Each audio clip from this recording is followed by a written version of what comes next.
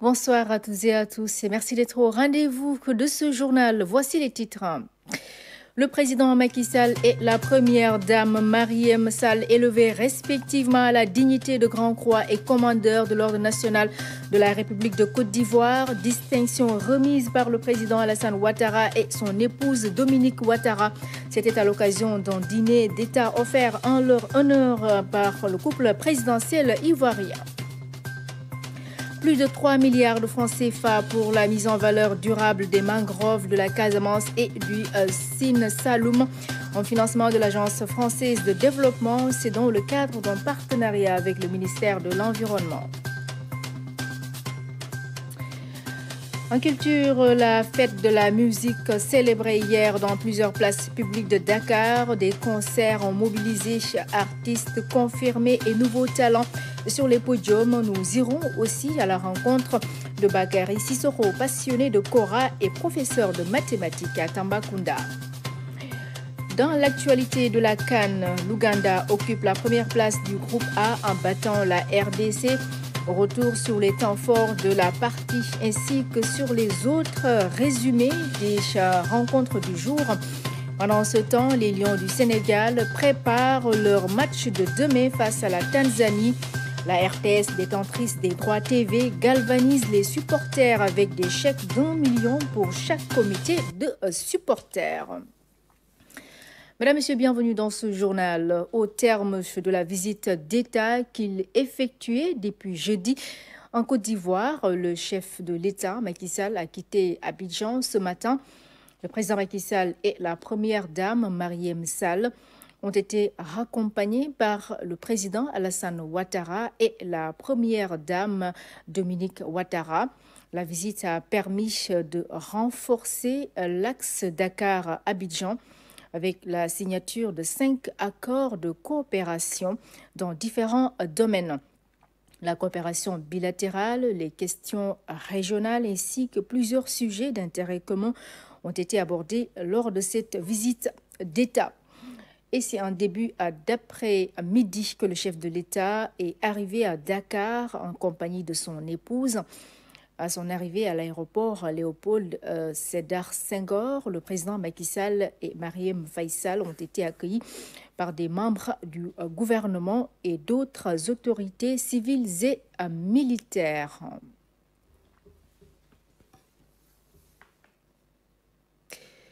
Le président Macky Sall et la première dame Marième Sall ont été respectivement élevés à la dignité de Grand Croix et commandeur de l'Ordre national de la République de Côte d'Ivoire. Distinction remise par le président Alassane Ouattara et son épouse Dominique Ouattara, première dame de Côte d'Ivoire. C'était à l'occasion d'un dîner d'État offert en leur honneur par le couple présidentiel ivoirien. Envoyé spécial à Abidjan, au Marning.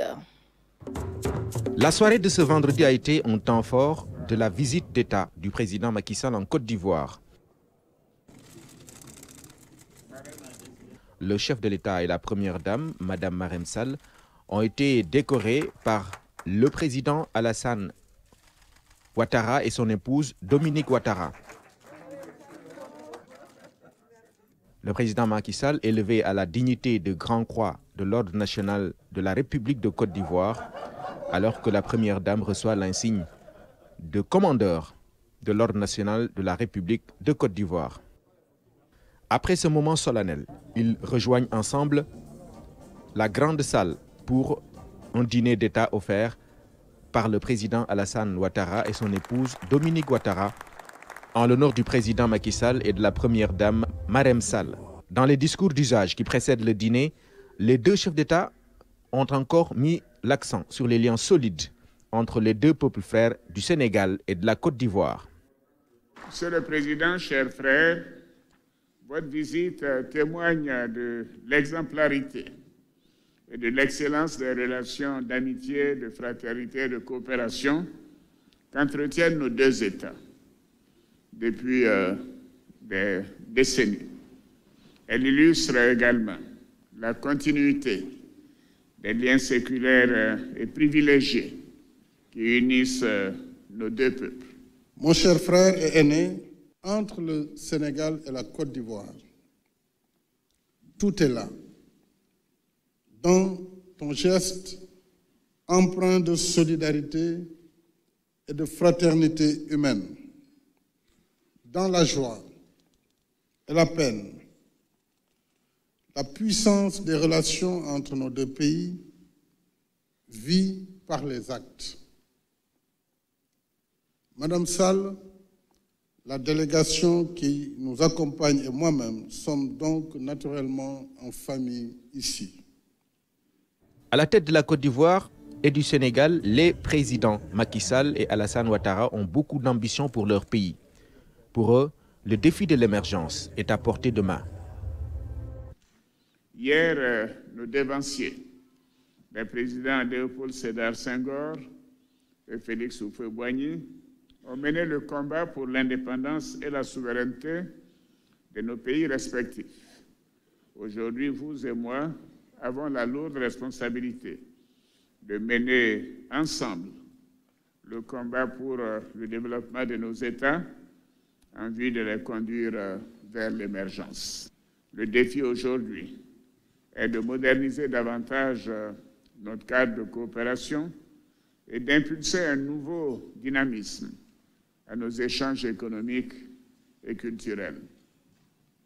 Nous devons aussi faire de l'axe Dakar-Yamoussoukro un modèle réussi de coopération sud-sud. Je me réjouis donc de poursuivre avec vous tous nos efforts communs pour entretenir et renforcer le legs des anciens.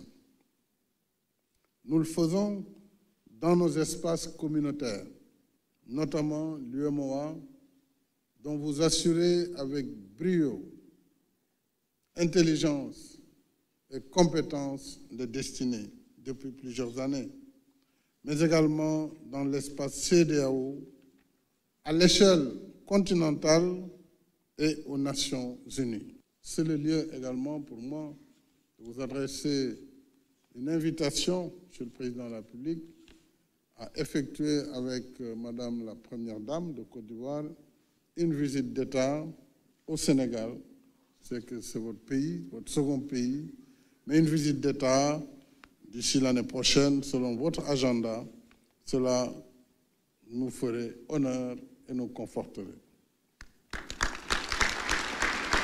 Je vous remercie encore une fois pour la surprise de la soirée en décidant de m'élever à la dignité de Grand Croix dans l'Ordre national de Côte d'Ivoire et en élevant également la Première Dame, Madame Sall, au grade de commandeur de l'Ordre national de Côte d'Ivoire.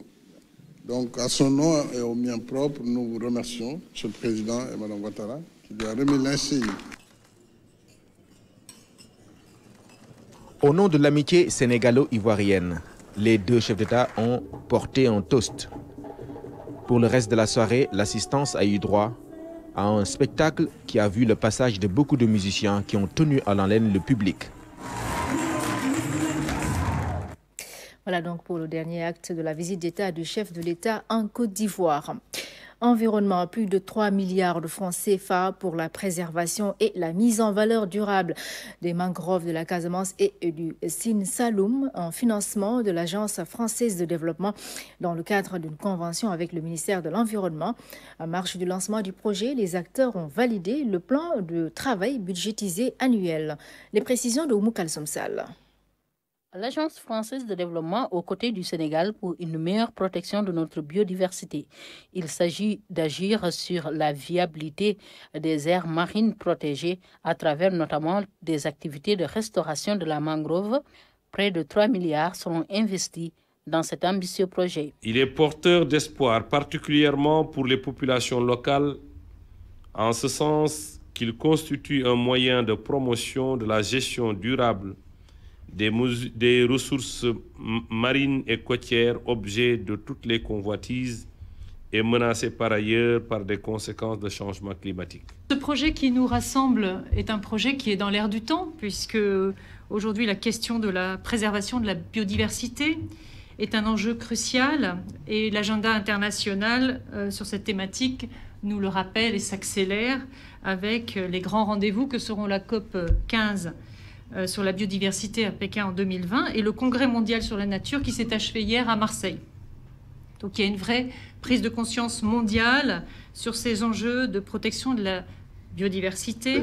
La Casamance et le Sine Saloum sont ciblés, deux zones qui concentrent l'essentiel des mangroves du pays, mais qui présentent un tableau inquiétant. Du fait des pressions humaines et des variations climatiques, la Casamance a perdu près de 45% de sa mangrove en moins de 30 ans et le delta du Saloum 30% en 15 ans. Or, une part importante des revenus des ménages de ces localités provient de ces écosystèmes. Le projet sera déroulé sur 5 ans. Cette rencontre a permis de valider le premier plan de travail annuel dans une démarche inclusive avec une forte implication des communautés locales. Mais aussi la direction des... Santé, prise en charge des malades atteints d'insuffisance rénale chronique. Le ministère de la Santé a réceptionné un important lot de matériel de dialyse d'un coût de près de 207 millions de francs CFA. Le matériel est offert par le Royaume d'Arabie Saoudite. Salut Sec. Elle touche toutes les personnes. Elle est une véritable problématique de santé publique.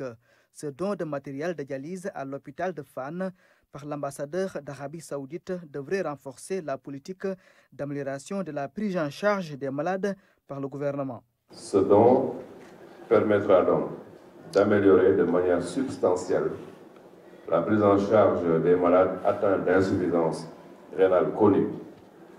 Il contribuera ainsi à relever d'importants défis de réduction des décès liés à la pathologie rénale. La coopération entre la République du Sénégal et le Royaume d'Arabie Saoudite dans le domaine de la santé est une coopération très intéressante, très fructueuse. On est pour la preuve les différents établissements de santé édifiés par l'Arabie Saoudite ici au Sénégal, mais aussi l'équipement qu'apporte l'Arabie Saoudite à ces différents centres de santé, dont ce don modeste. Le don est composé de 12 générateurs de dialyse, 12 fauteuils-lits pour les séances de dialyse, une unité de traitement d'eau, un lot de kits dialyse pour 5000 traitements et des équipements de soins intensifs. En effet, en offrant ce matériel d'un montant de 207 millions de francs CFA, vous contribuez ainsi à soulager des dizaines de patients qui sont inscrits sur la liste d'attente. Pour une bonne maintenance de ces matériels, des dispositions idoines seront prises par la tutelle. Abdoulaye Diouf Sarr a magnifié le partenariat entre le Sénégal et l'Arabie Saoudite. Il a réitéré ses remerciements à l'ambassadeur pour ce geste important.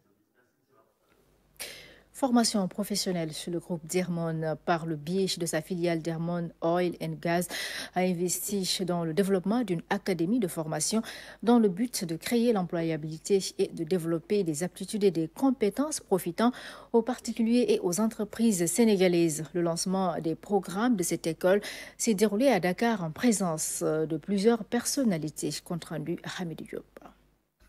C'est devant beaucoup de personnalités que le groupe Dermon Oil and Gas a lancé son académie qui va former sur les métiers du pétrole et du gaz. L'académie va délivrer des certificats utilisables partout dans le monde. J'ai commencé mon parcours dans les compagnies pétrolières de très haute qualité. J'ai commencé à Montréal, je faisais mes études et donc j'ai eu ce déclic parce que mon frère me parlait souvent du oil and gas. Donc j'ai eu ce déclic pour aller au Moyen-Orient. C'était en fait façon de pouvoir actuellement avoir une expertise et une expérience sur le oil and gas que je pourrais ramener demain dans mon pays. Les opportunités sont larges.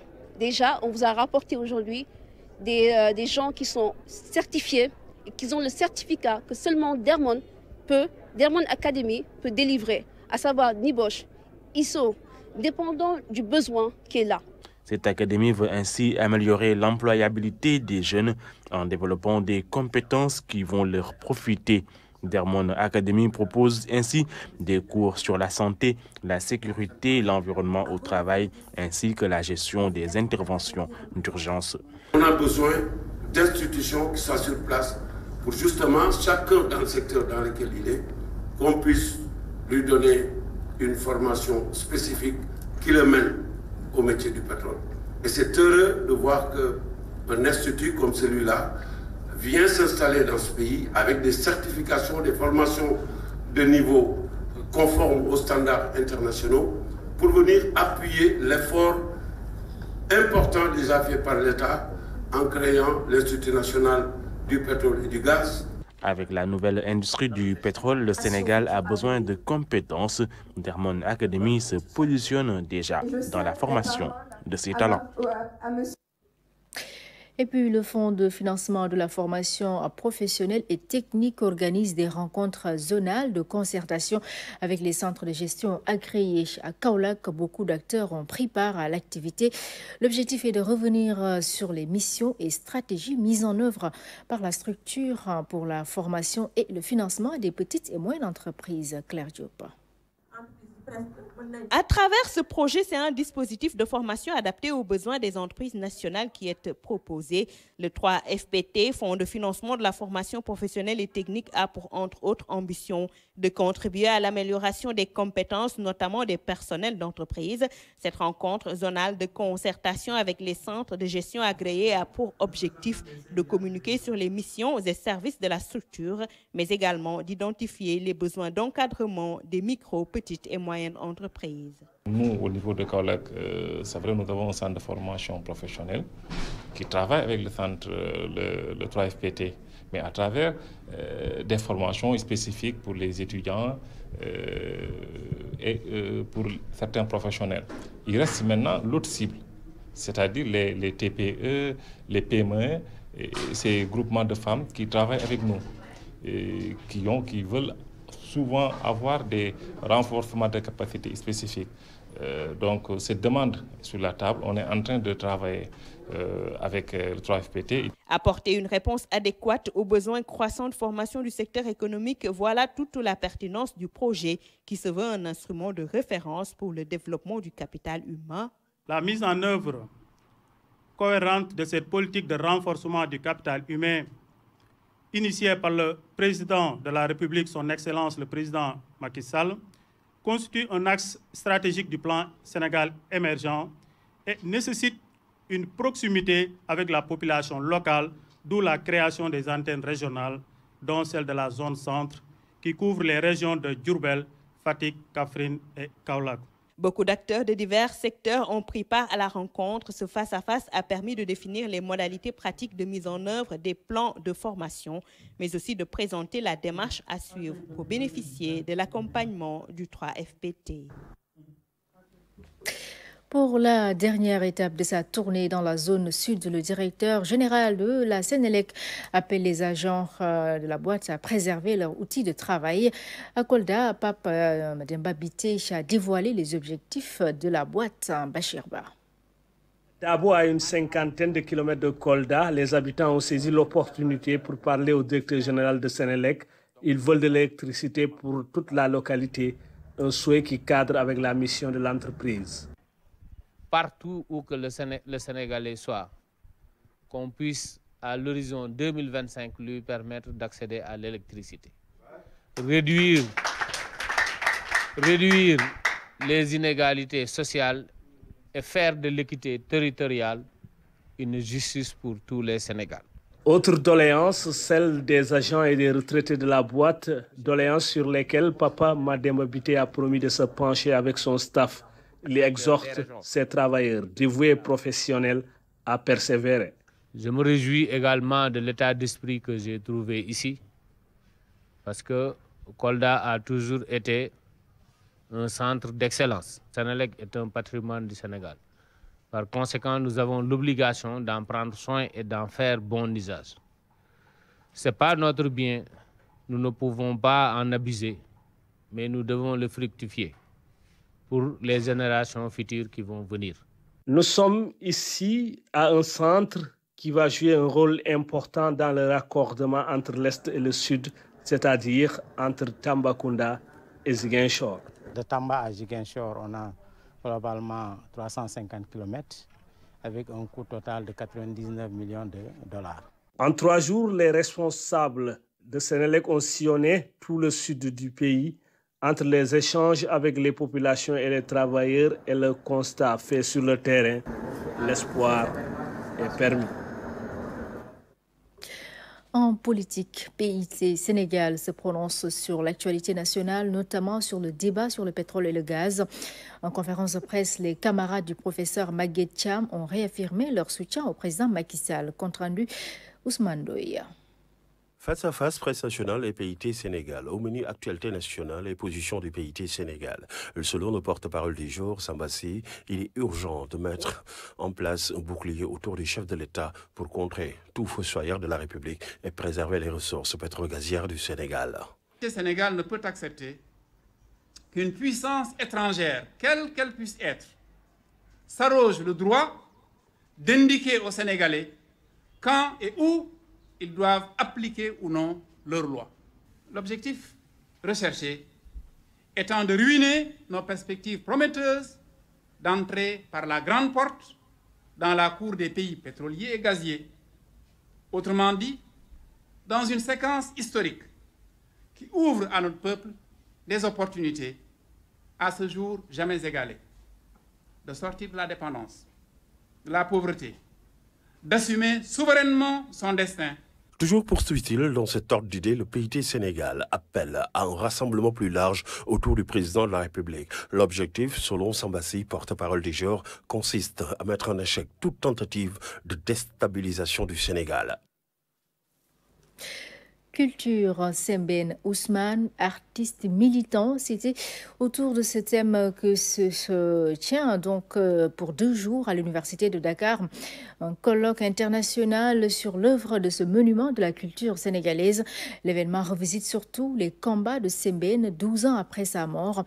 C'est une initiative de l'association qui porte le nom de l'aîné des anciens, comme on l'appelait Oumindour. Écrivain, acteur, scénariste, cinéaste, Sembène Ousmane était un artiste accompli. Il était également un homme de conviction et de combat. Ce sont ces 2 facettes de sa riche vie qui sont revisitées à travers ce colloque de 2 jours sur le thème Sembène Ousmane, artiste et militant. Quand il s'est rendu compte que par le livre et du fait de l'analphabétisme, il ne pouvait pas atteindre tout le monde, il s'est tourné vers le cinéma. Donc quand on dit artiste et militant, nous voulons dire que par la création et la créativité, comment peser sur les consciences pour que les gens se rendent compte que c'est de leur destin qu'il s'agit. Et il n'y a pas que le destin de ses concitoyens sénégalais qui intéressait l'aîné des anciens. L'œuvre de Sembène Ousmane, qui est devenue objet d'études universitaires un peu partout dans le monde, est un véritable manifeste pour l'émancipation des peuples d'Afrique. Et lui, c'est peut-être l'un des premiers, sans doute pas le seul, qui a réussi à mettre le peuple africain au centre de ces récits, aussi bien littéraires que cinématographiques, que non seulement en tant qu'objet, donc que l'on peut lire ou que l'on voit défiler sur l'écran, mais véritablement en tant qu'interlocuteur. Parmi tous les combats de Sembène Ousmane, on ne peut omettre son engagement en faveur des femmes. De Borom Saret à son dernier film Moladé sur l'excision en Afrique, les femmes y sont omniprésentes. Sembène est pour moi un écrivain féministe avant la lettre. Chez Sembène, il n'y a aucune femme qui soit condamnée parce que d'une façon ou d'une autre, son destin, la société l'ont obligée à dévier par rapport à une certaine norme sociale. En plus des rencontres scientifiques, une belle expo photo et d'œuvres du peintre Abdoulaye Diallo revisitent le combat de Sembène Ousmane. Mais un des grands pans de son legs aujourd'hui en péril est sa maison Galetiedo. 12 ans après sa mort, l'État du Sénégal a réaffirmé encore une fois à ce colloque sa volonté d'aider la famille à en faire un musée. Culture toujours, retour sur la célébration hier de la fête de la musique. L'événement a été marqué dans plusieurs quartiers de Dakar au programme des concerts. Notre reporter Moussa Mané revient ici sur les moments forts.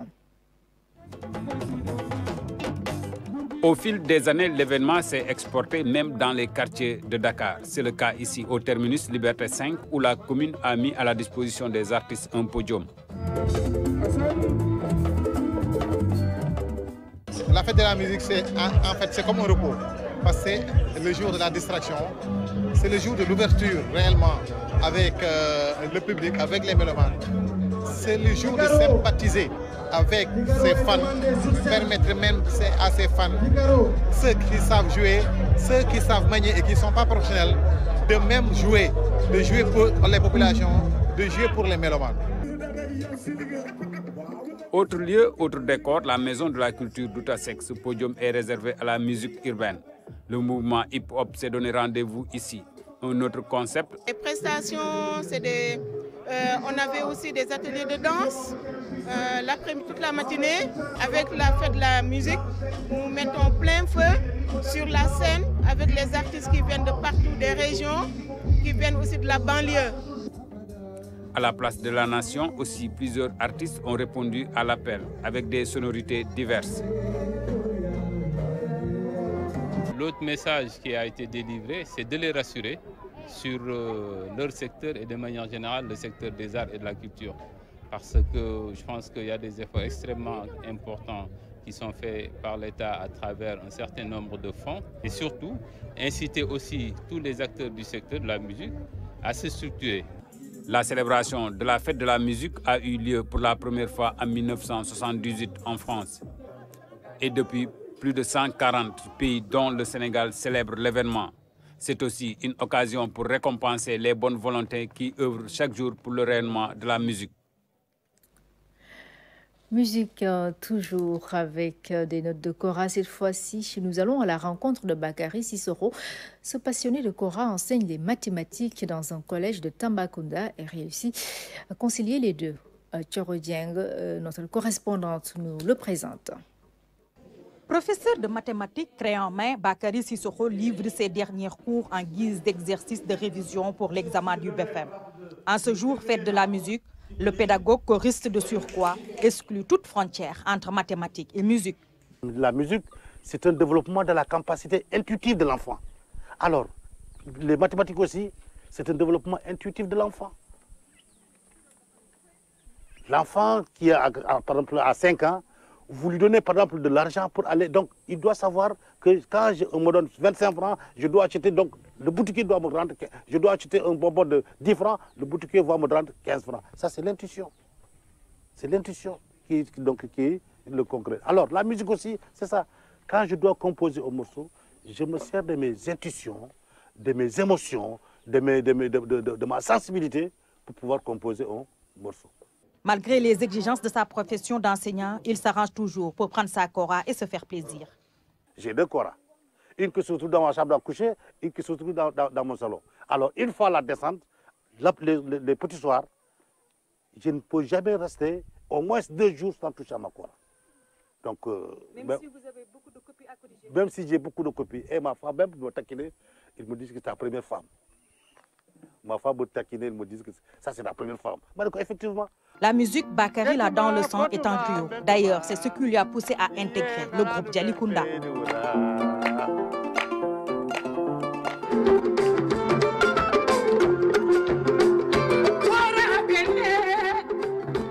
La kora, moi, je l'ai trouvée à la maison. Je rampais pour aller taquiner la kora. Et c'est comme ça que j'ai appris jusqu'à aujourd'hui. C'est par accident que je suis musicien, mais mon héritage, c'est la musique. Mon héritage, c'est la kora. Je vis avec. Ça est dans mon sang. Donc, je ne peux pas m'en passer. Pour cette édition, une célébration toute particulière de la fête de la musique. Je le célèbre avec mes amis, à la maison avec mes enfants. Après, bon, après... on a joué avec mes enfants, ils ont chanté. Ils ont chanté. Malheureusement, je n'ai pas amené le truc, sinon j'avais fait, on peut écouter le truc. Mes enfants ont chanté. Alors, bon, mais après le match, j'ai un peu joué avec mes enfants. Selon l'artiste, les instrumentalistes chevronnés se comptent du bout du doigt à Tambacounda. Son rêve le plus ardent est de créer une école pour assurer la relève.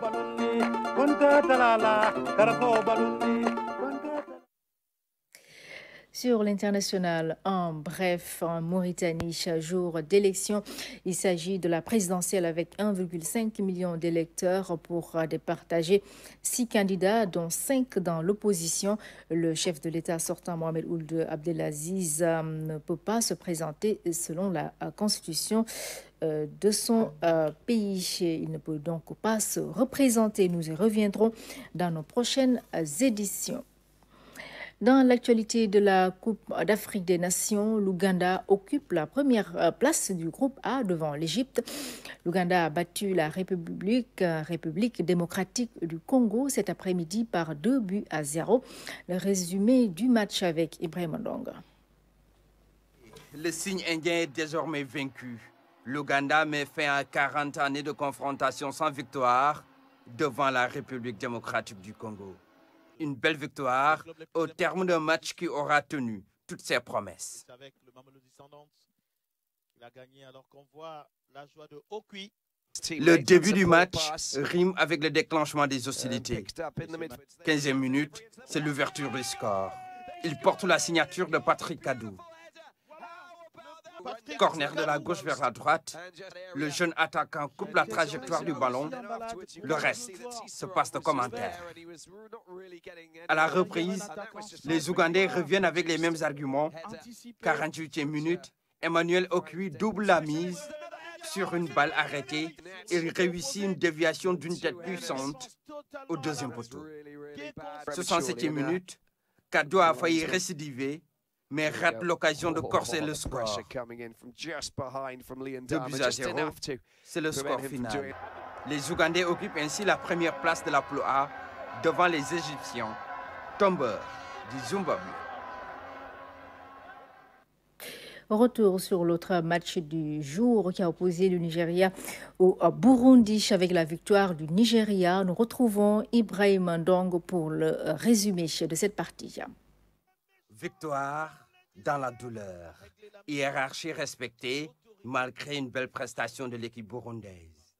Le Nigeria finit par gagner et fait une bonne entame dans cette CAN. Merci pour cette deuxième rencontre de la journée qui s'achève. Une victoire grâce à cet homme, à ce monstre. Devant une équipe bien organisée et déterminée à faire la différence, il fallait sortir le grand jeu pour venir à bout des hirondelles. Réponse trouvée par le sélectionneur franco-allemand. 72e minute, Odion Igalo fait son entrée à la place de Onuachu. 3 minutes seulement auront suffi au nouvel entrant pour faire la différence à un quart d'heure de la fin du temps réglementaire. Après une belle combinaison suivie d'une talonnade, la conclusion est parfaite. Plat du pied qui ne laisse aucune chance au portier des Girondins.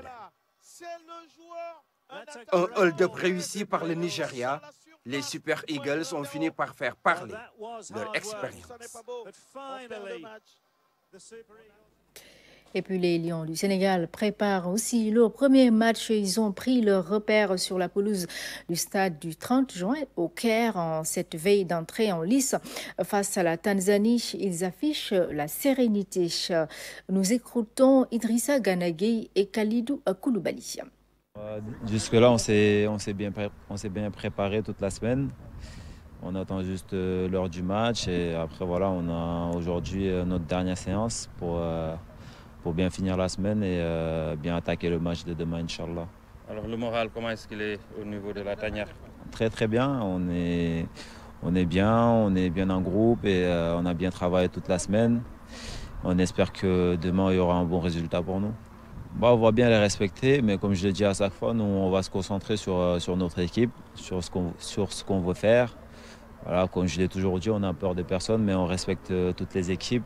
Ça ne sera pas facile, mais c'est à nous de faire tout ce qu'on a su travailler pendant toute la semaine et essayer de répéter les mêmes choses pendant le match. Voilà, la pelouse, comme vous la voyez, elle est très très bonne. Il suffit juste de l'arroser un peu demain, mais je pense que ça, ils vont s'en occuper. Maintenant, la pelouse sera pareil pour les deux équipes. Voilà, le plus important pour nous, c'est de pouvoir pratiquer notre jeu et cette pelouse nous permettra de bien jouer. Ouais, on a un peu étudié. On sait que ça va être un match très difficile, surtout quand on commence une compétition. On sait que la CAN est très importante. Il y a toutes les nations les plus importantes du continent, donc on a bien préparé ce match. Maintenant, on est prêt à commencer, on a hâte d'être sur le terrain et j'espère que demain, on sera prêt pour faire un grand match contre la Tanzanie. C'est un groupe très difficile, on sait que l'Algérie est un candidat au titre, on sait que la Tanzanie et le Kenya ne vont pas se laisser faire. C'est des équipes qui se sont qualifiées pour la CAN et je pense qu'ils méritent leur place aujourd'hui, donc on va sous-estimer personne. On sait que les matchs vont être très difficiles, le premier déjà demain et voilà, on va essayer de se qualifier le plus rapidement possible. On sait qu'on a des candidats qui sont très, très motivés pour jouer contre nous, donc on sera prêt. Et on sait que l'Algérie tient à nous battre, donc voilà, on verra ça le deuxième match, mais le plus important c'est qu'on gagne le match de demain, on est concentré pour cela. Le Sénégal va donc jouer son premier match ce dimanche face à la Tanzanie. En conférence de presse, l'entraîneur Aliou Cissé a abordé diverses questions. Sérénité et confiance sont les maîtres mots dans la tanière. Nous l'écoutons au micro de notre envoyé spécial Abdoulaziz Ban. Nous sommes le Sénégal et nous avons des arguments à faire valoir. Nous avons acquis beaucoup d'expérience de la CAN 2017, de la Coupe du Monde 2018 et aujourd'hui la CAN 2019 avec des éliminatoires quasiment parfaites, donc nous donne beaucoup plus de confiance. Mais nous ne sous-estimons pas la Tanzanie. Nous savons qu'ils ont de grosses individualités. Samata en fait partie. Moussouva est un joueur excellent aussi qu'il faut surveiller. Ils ont un bon collectif, mais surtout ils ont aussi un entraîneur qui connaît le football africain, donc qui a fait partie de l'une des plus grandes équipes nigériennes. L'entraîneur de l'équipe de la Tanzanie se dit aussi confiant. Face à la presse, il affirme que ses joueurs sont capables de déjouer les pronostics face à l'équipe du Sénégal. Voici la synthèse de la conférence de presse avec notre envoyé spécial, Philippe Sagna. Après 39 ans d'absence, il y aura forcément une perte de repères. Pour le coach des Taifa Stars, l'adversaire est certes coriace, mais ses joueurs seront prêts.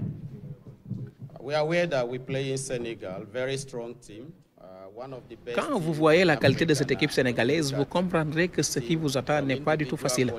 Mais nous serons dans les dispositions pour faire face, quelle que soit la situation. Les joueurs seront dans des conditions de performance et rassurez-vous, ils ne lâcheront rien. L'absence de Sadio Mané, est-ce un atout? La réponse n'a pas tardé. C'est un avantage de ne pas avoir Sadio Mané en face. Nous sommes conscients de quel genre d'équipe nous allons affronter.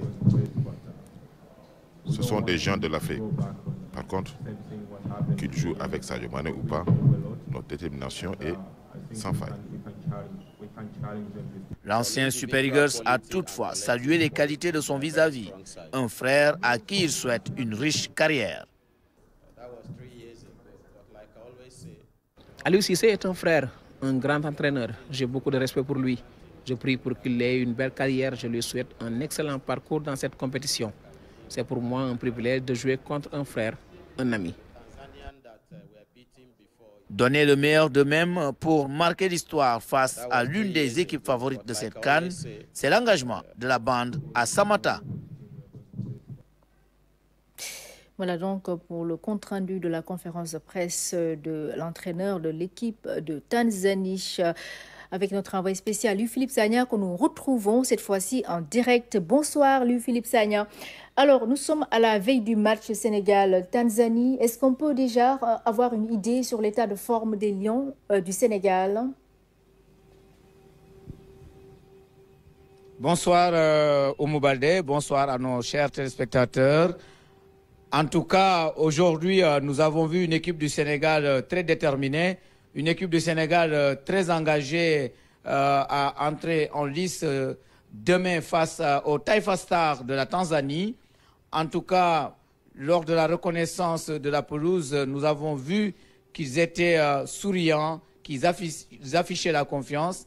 Donc, on peut dire que le Sénégal est prêt quand même, non pas à dire qu'il est favori, mais quand même à montrer qu'il est venu ici en mission. Parce qu'en conférence de presse, le capitaine Cheikhou Kouyaté l'a rappelé, il fait excessivement chaud au Caire, mais il fait chaud pour tout le monde. Quand ils seront sur le terrain, ils sauront qu'ils sont venus représenter le Sénégal et le drapeau national sera hissé très haut ici en terre égyptienne.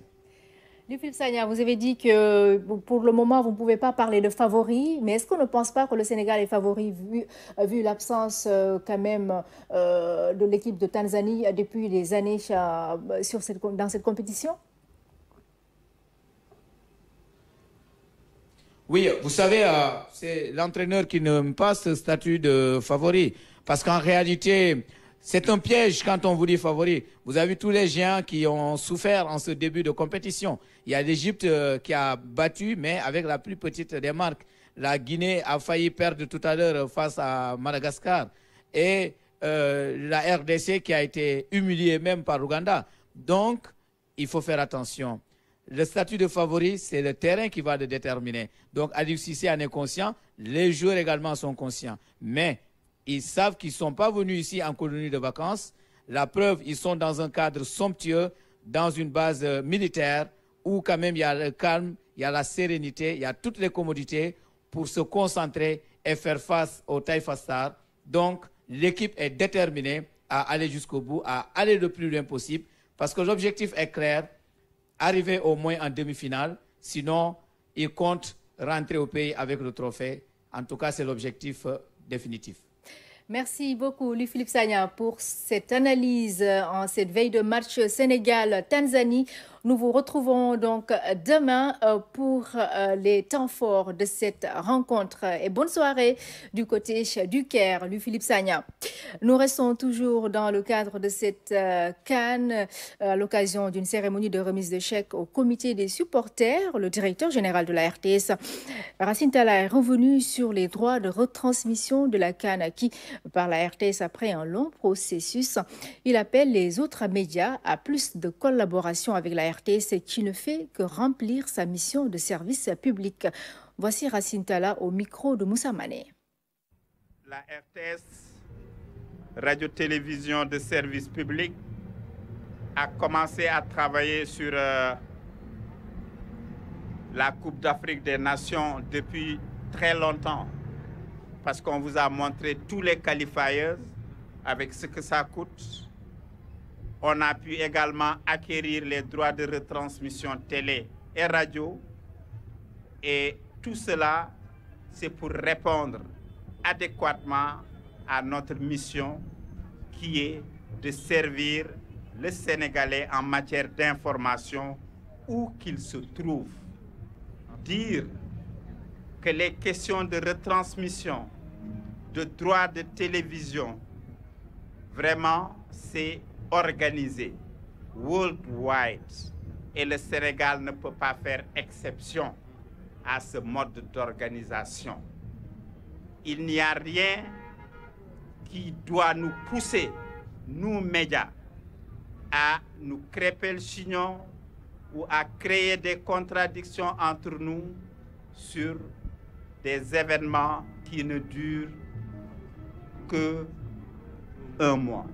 Nous avons dépensé assez d'argent pour les qualifiers, nous avons dépensé assez d'argent et beaucoup d'argent pour avoir droit à la retransmission. Il n'est pas besoin ici de dégager le chiffre et ce n'est pas une concurrence entre les radios et les télévisions. Et je vous dis, France 24, qui est une télévision internationale, donne le bon exemple. France 24 n'a pas les droits à l'image, mais France 24 est en train de faire un traitement exceptionnel de la CAN en faisant preuve d'un génie extraordinaire par l'utilisation de supports photos, par l'utilisation de leurs reporters sur le terrain avec l'ambiance, et tout cela se passe très bien. Encore une fois, la RTS est là comme service public. La RTS n'a pas de concurrent. Nous faisons notre travail, nous faisons notre devoir comme une obligation. Si c'est une autre télé qui avait les droits, ce serait un plaisir pour nous, téléspectateurs ou travailleurs de la RTS, d'appuyer même cette télé-là pour que tous les Sénégalais s'orientent ou orientent leur regard et leur passion vers ce groupe-là. Racine Talla, directeur général de la RTS, prononcé à l'occasion d'une cérémonie de remise de chèques au comité de supporters des Lions du Sénégal. Alekaza, Douzem Gaïné et Asiko de Rebus ont reçu chacun 1 million de francs CFA à l'occasion de la remise des chèques. Le directeur général Racine Talla a invité les supporters à se mobiliser tous derrière l'équipe nationale. Moussa Mané compte rendu.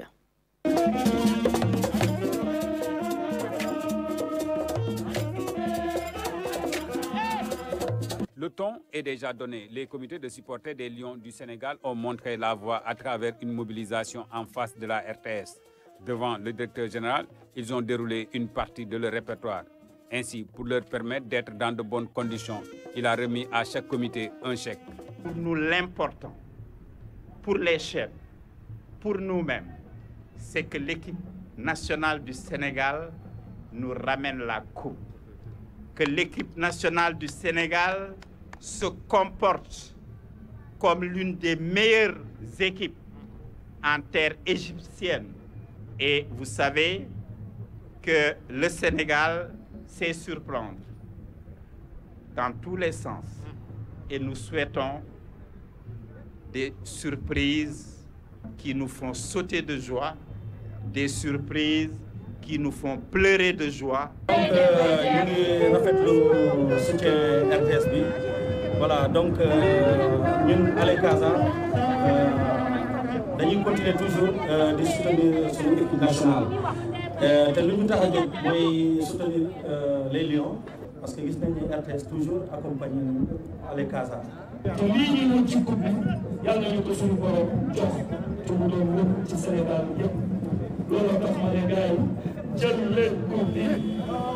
Sénégal dafa xawa sori après ma ne jël leen coupe bi yéen a mën fuuf ñi ngeen daje.